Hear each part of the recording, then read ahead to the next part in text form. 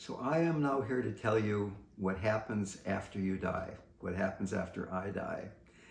And you might well say, well, how does that guy know what happens after we die? He doesn't seem to be more a product of the after-death state than I am. I am the director of the Living Dying Project. I've been at the bedsides of thousands of people who have died probably. I've lost track. But mostly I've had the great blessing to be around some of the greatest meditation masters of the late 20th century who all said pretty much the same things about dying. I have taken more than my fair share of psychedelic drugs. I've gone deeply into meditation. And from all of these experiences, I have put together what I think is what happens after you die. So this might be a very important video, or hopefully at least it's an entertaining one. Take it with a grain of salt, but to me, it really helps inform the way I live my life. So here's my version of what happens after you die. First, let's talk about near-death experiences. Near-death experiences are the first part of the dying process. Somebody actually physically dies temporarily, and then they're resuscitated, they come back to consciousness.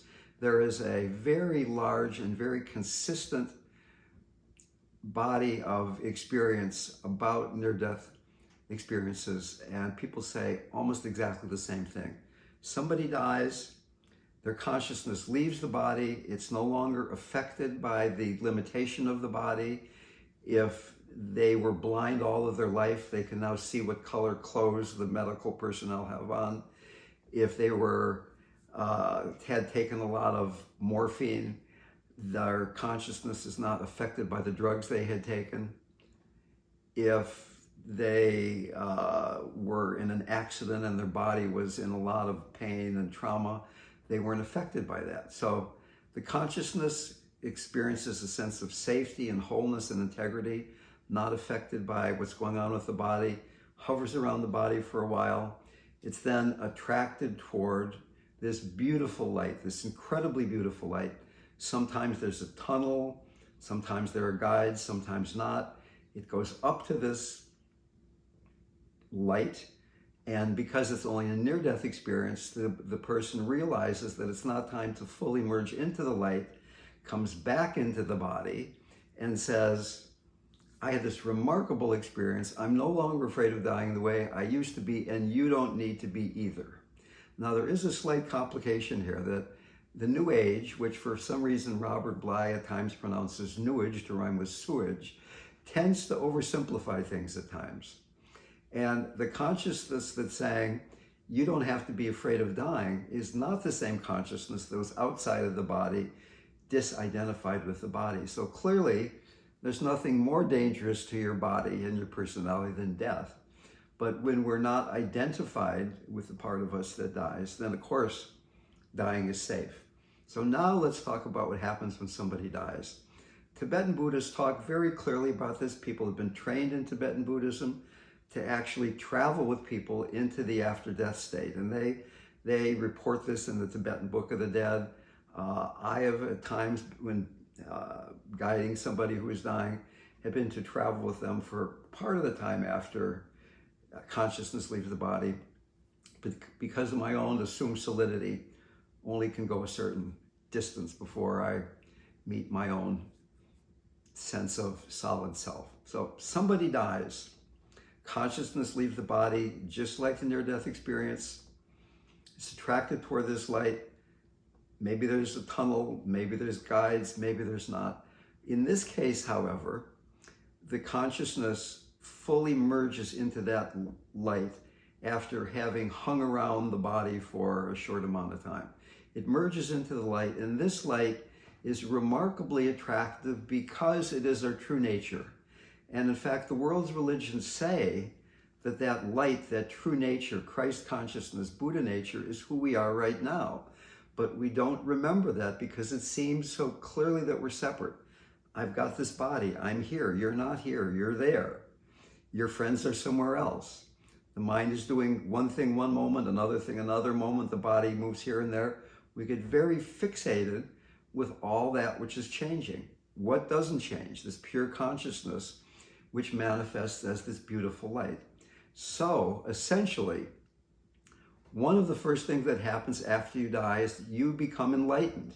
You merge into the light. Now, a lot of spiritual practice, a lot of meditation and yoga practices are based on dealing with what's difficult, dealing with difficult emotions, tightness in the body. There's another part of awakening that's dying into love. How much can you trust this surrender into love itself? To the extent that you have been able to love, to the extent that you've been able to surrender into the light during your life, then when you're going through this after-death experience, this light that you come up to and merge into is not too bright. The Tibetans say this light is as bright as 1,000 suns. That is pretty darn bright. So if the light is too bright, then one pulls back from it. And do we do that in our lives? When you feel love for somebody, can you remain there? Or does the love become too much to bear and we pull back into our personality stuff again and again? I do that, you do that, probably all of us does that to a certain extent. But you've got this big advantage right after you've died because you don't have a body. So how much can you trust love? How much can you trust that light? To the extent you can't trust it, to the extent your conditioning, your childhood woundings and all that stuff is arising, then we pull back from the light. The hopes, the fears, the desires that we're still identified with, even though we've died, prevent us from staying there in the light.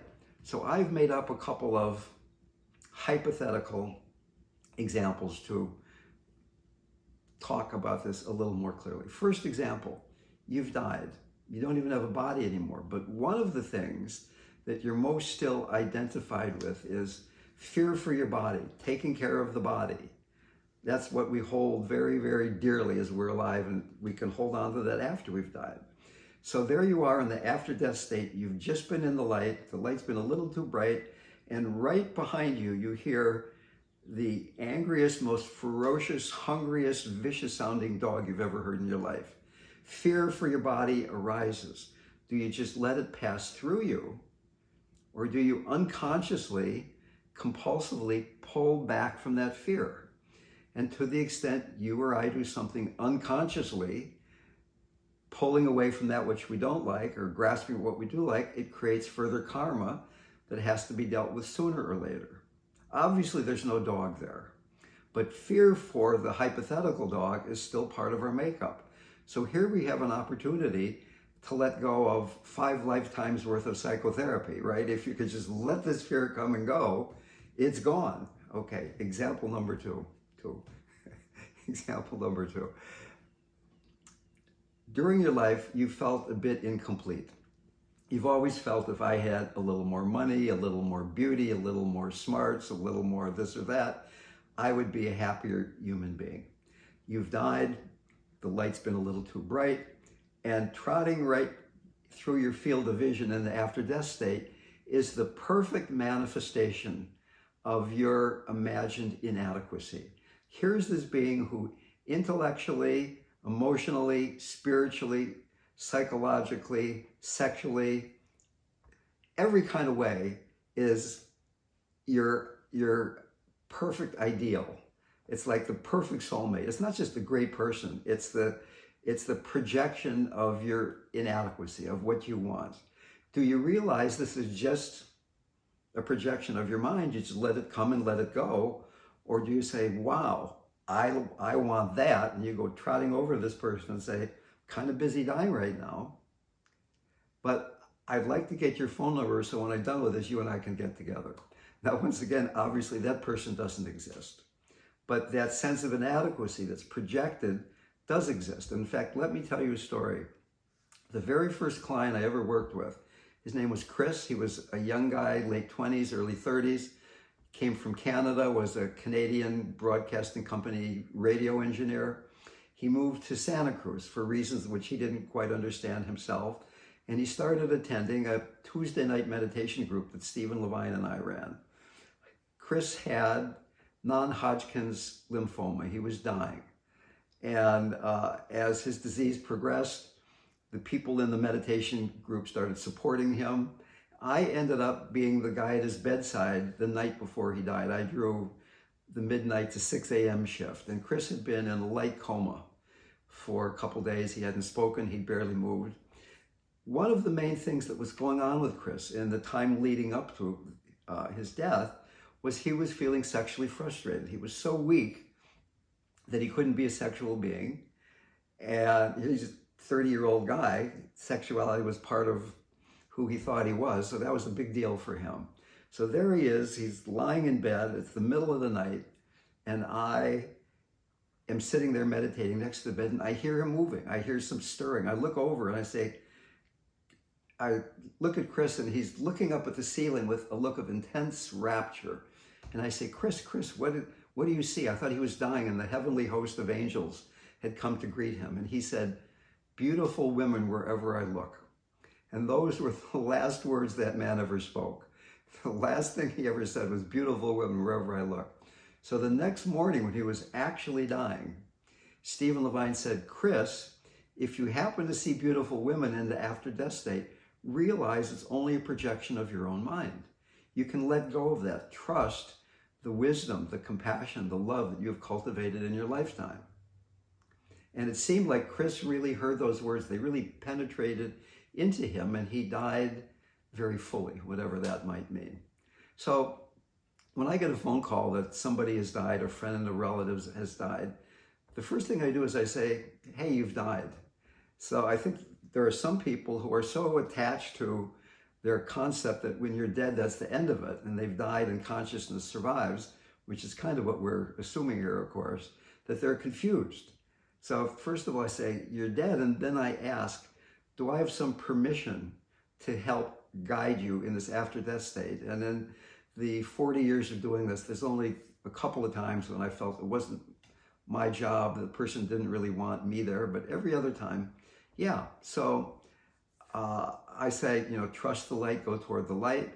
But if I know the person well enough, like Chris and the beautiful women, I say, and if you happen to see such and such as you're going into the light, and realize that you don't have to take that as being real.